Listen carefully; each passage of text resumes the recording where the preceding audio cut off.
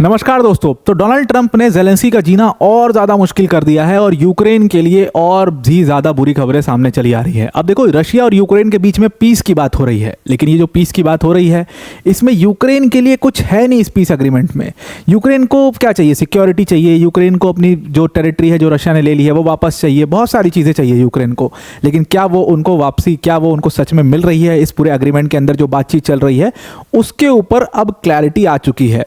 खुद Donald Trump के बहुत अच्छे रिप्रेजेंटेटर विटकॉफ ने इसके ऊपर काफ़ी सारी बातें कर दी हैं और उसी को आज हम डिस्कस करने वाले हैं। सीधा सीधा बात यह है कि रशिया और यूक्रेन के बीच में जो अग्रीमेंट होगा उसको हम कैसे प्रोसीड करेंगे, तो उसको हम इस्तांबुल प्रोटोकॉल के हिसाब से प्रोसीड करेंगे। ये ट्रंप का प्लान है यूक्रेन के लिए और ज़ेलेंस्की के लिए। और ये ज़ेलेंस्की के लिए गिफ्ट नहीं है, बल्कि ये उनके लिए एक बहुत बड़ा कर्ज होगा। कैसे होगा वो आप इस्तांबुल प्रोटोकॉल जब समझोगे तो आपको बहुत अच्छे समझ में आ जाएगा कि ये यूक्रेन के लिए इतना खराब क्यों होने वाला है।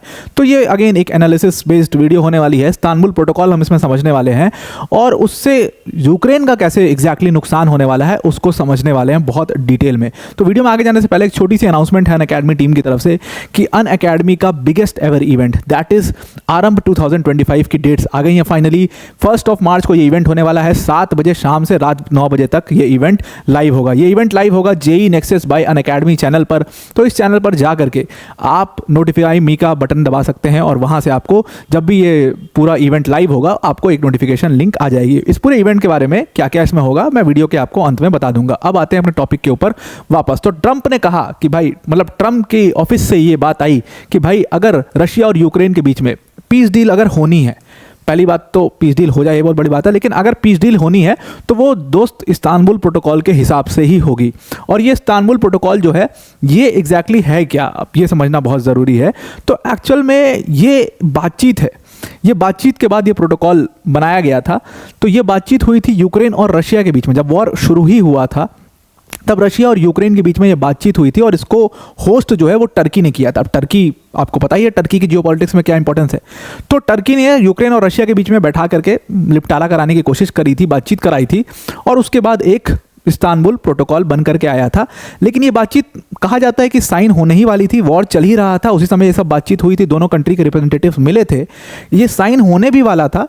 लेकिन एंड मोमेंट पर कुछ 2-3 पॉइंट्स इस पूरे प्रोटोकॉल में फंस जाते हैं जिसमें ज़ेलेंस्की जिसके लिए तैयार नहीं होते हैं, यूक्रेन तैयार नहीं होता है और वो पॉइंट थे भी नहीं, मतलब कि यूक्रेन के लिए तैयार होने वाले, इसीलिए वॉर कंटिन्यू करते हैं। इसमें कहा जाता है कि फ्रांस और यूके का भी, फ्रांस और उस समय का यूएस, मतलब मैं किसकी बात कर रहा हूँ, मैं जो बाइडेन वाले यूएस की बात कर रहा हूँ। उस समय का यूएस पीछे से यूक्रेन को काफ़ी सपोर्ट कर रहे थे कि भाई कोई ज़रूरत नहीं है इस प्रोटोकॉल पे साइन करने की, मत करो, चलने दो वॉर को, हम तुम्हारे हेल्प करेंगे, ये सब कह रहे थे। तो इसीलिए यूक्रेन ने इसको साइन नहीं किया था। तो वो प्रोटोकॉल तब से बनकर रखा हुआ है। अब जिस जो बाइडेन वाले यूएस ने ये साइन नहीं करने दिया था यूक्रेन को, उसी के ट्रंप वाले यूएस ने यूक्रेन को कहा है कि यूक्रेन को अगर कोई पीस डील करनी है रशिया के साथ तो वो इसी प्रोटोकॉल के हिसाब से करनी पड़ेगी। और ये बात किससे आई है? ये बात विटकॉफ के कहने की बात आई है। विटकॉफ ने साफ साफ कर दिया कि भाई अगर रशिया और यूक्रेन के बीच में पीस डील होनी है तो वो इस्तांबुल प्रोटोकॉल से होनी है। अब आप सोचिए अपने आप में कितना बड़ा कॉन्ट्रडिक्शन है।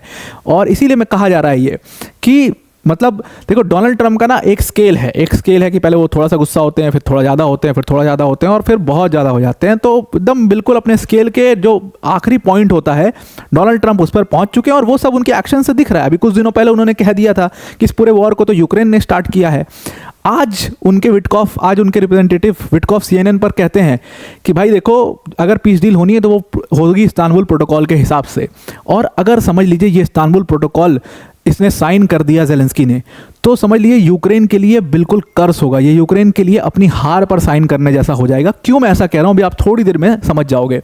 तो ये जो कंसेशंस हैं, जो पीस डील है, इसके बाद ये इस्तांबुल प्रोटोकॉल वाली चीज़ के बाद लोगों ने ये कहना शुरू कर दिया कि भाई ट्रंप अब पूरी तरीके से अपना ट्रस्ट जो है उसको लूज कर चुके हैं और पूरी तरीके से वो पुतिन के साइड से अब बोलने लगे। पहले तो अंदर खाने बहुत सारी बातें चल रही थी, अंदर से ये चल रहा है, वो चल रहा है, ये चल रहा है कि क्या ट्रंप बहुत अच्छे दोस्त हैं पुतिन के, क्या ट्रंप ने यूक्रेन से अपना सपोर्ट वापस ले लिया, ये सब अंदर खाने बात चल रही थी। अब उन्होंने क्लियर कर दिया ये इस्तांबुल प्रोटोकॉल कह करके कि भाई हाँ, इस पूरे वॉर में मैं रशिया के साथ खड़ा हूँ और यूक्रेन का हो गया हो लिया, अब मेरा ट्रस्ट यूक्रेन से हट चुका है। अब यूक्रेन को जो करना है वो कर ले, अपना जितना हेल्प करनी है वो कर ले। और इस बात पर मुहर किसने लगा दी? विटकॉफ ने लगा दी। विटकॉफ ने कह दिया कि भाई ये जो इस्तांबुल प्रोटोकॉल है इसके बारे में हमारी रशियन से बात भी हो चुकी है और वो इस पर साइन करने के लिए बिल्कुल रेडी हैं। वो रेडी बैठे हुए हैं कि भाई जल्दी इस्तांबुल प्रोटोकॉल पर साइन हो और ये मामला में पीस आए, ये पूरा वॉर जो है ये रुक जाए। अब आप सोचिए कि जो अभी रिसेंटली, इसका कहने का मतलब ये है कि जो रिसेंटली रशिया और यूएस के बीच में मीटिंग हुई थी, उस मीटिंग में इस्तांबुल प्रोटोकॉल अग्रीमेंट के ऊपर बातचीत हुई है। और अगर उस मीटिंग के ऊपर बातचीत हुई है और अगर यूक्रेन को फोर्स किया जाएगा इस पर साइन करने के लिए और यूक्रेन को करना पड़ गया, तो इसका मतलब साफ है यूक्रेन ने एक तरीके से अपनी हार पर साइन कर दिया और इसको एक तरीके से रशियन विक्ट्री की तरह देखा जाएगा। समझते हैं क्या है ये इस्तांबुल प्रोटोकॉल। आई होप अब आपको इसका पूरा बैकग्राउंड समझ में आ गया। अब समझिए इस्तांबुल प्रोटोकॉल है, सब उसके कुछ ब्रॉड पॉइंट्स देखते हैं। सबसे पहली चीज जो इस प्रोटोकॉल में बात की गई है वो बात की गई है यूक्रेन की न्यूट्रलिटी के ऊपर, कि यूक्रेन जो है वो कोई भी किसी भी तरीके का मल्टीलैटरल फोरम को ज्वाइन नहीं कर सकता। वो नेटो वेटो को जो ज्वाइन करने की बात कर रहा था, भाई भूल जाओ ये सब बात, आप नेटो वेटो ज्वाइन नहीं कर सकते हो। दूसरी चीज कि नेटो वेटो तो आप नहीं ज्वाइन कर सकते हो, उसके साथ आप किसी भी फॉरेन कंट्री को अपने कंट्री में मिलिट्री बेस बनाने का इजाज़त नहीं दे सकते। जैसे कल को यूएस में आ जाए और यूएस कहे कि भाई मैं तुम्हारे यहाँ मिलिट्री बेस बनाना चाहता हूँ, नहीं हो सकता। आप ये क्यों कर रहा है रशिया ऐसा?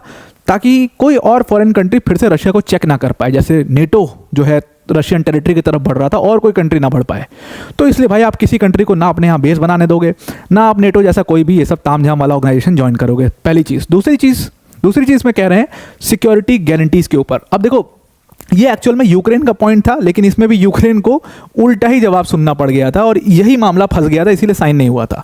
तो सिक्योरिटी गारंटर की बात ये थी कि यूक्रेन ने कहा कि देखो भाई साहब, अभी आपने अचानक से हमारे ऊपर अटैक कर दिया, हो सकता है कल भी आप हमारे ऊपर अटैक कर दो, तो ये अटैक दोबारा ना हो हमारे ऊपर, इसलिए हमें चाहिए कि कोई हमारी सिक्योरिटी की गारंटी ले, मतलब कोई हमारा सिक्योरिटी गारंटर बने। तो बात हुई कि कौन बनेगा सिक्योरिटी गारंटर, तो यूक्रेन ने कहा भाई यूनाइटेड स्टेट्स को हमारा सिक्योरिटी गारंटर बना दो। अगर कोई अटैक करता है तो यूनाइटेड स्टेट्स हमारे साइड से लड़ेगा, ये चीज़ आप कर दो। रशिया ने कहा भाई ये सब नहीं होगा, ये सब बात नहीं मानी जाएगी, यूएस का है दूध भात, उससे हमें कोई मतलब नहीं है। अब अगर तुम्हारी सिक्योरिटी की गारंटी कोई ले सकता है वो सिर्फ रशिया ले सकता है। पुतिन ने कहा भाई जो है हम ही हैं, अहम ब्रह्मास्मि। तो रशिया ने कहा कि भाई अब हम ही तुम्हारी सिक्योरिटी की गारंटी लेंगे। और अब तो ये बहुत फनी बात नहीं हो गई कि मतलब रशिया ने ही यूक्रेन के ऊपर अटैक कर दिया और अटैक के बाद जब पीस की बात चल रही है तो रशिया कह रहा है भाई यूक्रेन की सिक्योरिटी की गारंटी भी हमारी है, कोई और अटैक करता है तो हम देख लेंगे। अब वो खुद ही अटैक कर देगा, उसको सबसे ज़्यादा खतरा तो यूक्रेन को रशिया से ही है। तो इसी चीज़ पर आकर के बात फंस गई थी कि ये कैसी बात हुई, ये तो ऐसी की तैसी मतलब कराने वाली बात है अपनी। यहीं पर बात फंसी और इसीलिए कुछ साइन नहीं हो पाया था। लेकिन तीसरा पॉइंट जो है वो और भी ज़्यादा इंपॉर्टेंट है कि इसमें बात हुई कि भाई जो टेरिटरी है जो ऑलरेडी रशिया के पास है उसका क्या होगा। ज़ेलेंस्की ने इसमें बहुत क्लियर कर दिया कि भाई हम एक बित्ता टेरिटरी भी रशिया को नहीं देंगे। रशिया ने कहा अच्छा जी नहीं देंगे, तो ये लो, ये हमारा पॉइंट है, इसको फॉलो करोगे तभी हम पीस एग्रीमेंट पर साइन करेंगे। पॉइंट क्या है, उन्होंने कहा कि देखो भाई सबसे पहले तो जो क्राइमिया है, क्राइमिया का पोर्ट हमने तुमसे ले लिया था 2014 में और उस पर अब तुम कभी भी अटैक नहीं कर सकते हो। मतलब अगर आपने उसके ऊपर अटैक किया तो फिर एक्ट ऑफ वॉर होगा, ये इसको एक्ट ऑफ वॉर माना जाएगा और फिर रशिया को झेलना पड़ेगा आपको। दूसरी चीज़ ये है कि यूक्रेन के बड़े इंपॉर्टेंट हिस्से जैसे लुहांस्क, डोनेट्स्क, ये सब ऑलरेडी रशिया कैप्चर कर चुका है। तो इन हिस्सों का क्या होगा। यूक्रेन को था कि भाई ये हिस्से हमें वापस दे दिए जाए, रशिया ने कहा एक बित्ता नहीं मिलेगा भाई, जाओ घर। तो रशिया ने कहा कि भाई ये हिस्से जो हमने कवर किए हुए हैं, जो हमने कैप्चर किए हुए हैं, इसको हम यूक्रेन को वापस नहीं देने वाले हैं। हाँ, इस चीज़ के लिए हम एग्री हो जाएंगे कि ये हिस्से को हम रशियन टेरिटरी नहीं बुलाएंगे, इसको हम मैनेज करेंगे, कंट्रोल करेंगे, लेकिन हम इसको रशियन टेरिटरी नहीं बुलाएंगे और रशिया के मैप में भी इंक्लूड नहीं किया जाएगा। इसके लिए भी यूक्रेन से बातचीत हो चुकी थी। मतलब अब आप सोच लीजिए कि इसका मतलब ही फिर क्या हुआ। अब रशिया कंट्रोल भी करेगा, मैनेज भी करेगा, गवर्नमेंट भी रशिया की चलेगी, सब कुछ रशिया का चलेगा। तो बस लिखने से थोड़ी हो जाता है। मतलब रशिया कंट्रोल करेगा, 10-15 साल में हो जाएगी वो रशियन टेरिटरी। जैसे चाइना का मंचूरिया प्रोविंस रशिया ने एक बार ले लिया, आज तक है उसी के पास, कौन ले पाया रशिया से। तो वही यहाँ पर भी होगा। तो यूक्रेन जो है इस थर्ड पॉइंट पर भी फंस गया और यहाँ पर भी इसके लिए भी वो एग्री नहीं हुआ और इसमें यूएस का बहुत बड़ा हाथ था कि इस पर आप एग्री मत हो। वो अब सामने आ रहा है क्यों ऐसा यूएस ने किया था। उसके बाद बात हुआ सीज फायर का। सीज फायर के ऊपर बात हुई कि रशिया ने कहा कि देखो भाई हमें चाहिए इसमें सिक्योरिटी, अगर सीज फायर एग्रीमेंट साइन होता है तो यूक्रेन की फोर्सेस जो है वो तुरंत फ्रंट लाइन से वापस चली जाएंगी अपने घर। लेकिन रशिया की जो फोर्सेस हैं वो फेजेस में वापस जाएंगी। पहले हमें सिक्योरिटी गारंटी चाहिए कि सारे पॉइंट्स पर अग्री हो रहे हैं, सारे पॉइंट्स फॉलो किए जा रहे हैं, उसके बाद हम अपनी फोर्सेस को धीरे धीरे करके वहां से वापस लेकर के आएंगे। उसके बाद रशिया ने यह भी पॉइंट रख दिया था कि भाई यूक्रेनियन जो आइडेंटिटी है, यूक्रेनियन जो लैंग्वेज है, उसको प्रोपोगेट नहीं किया जाएगा, उसको एकदम खत्म कर दिया जाएगा।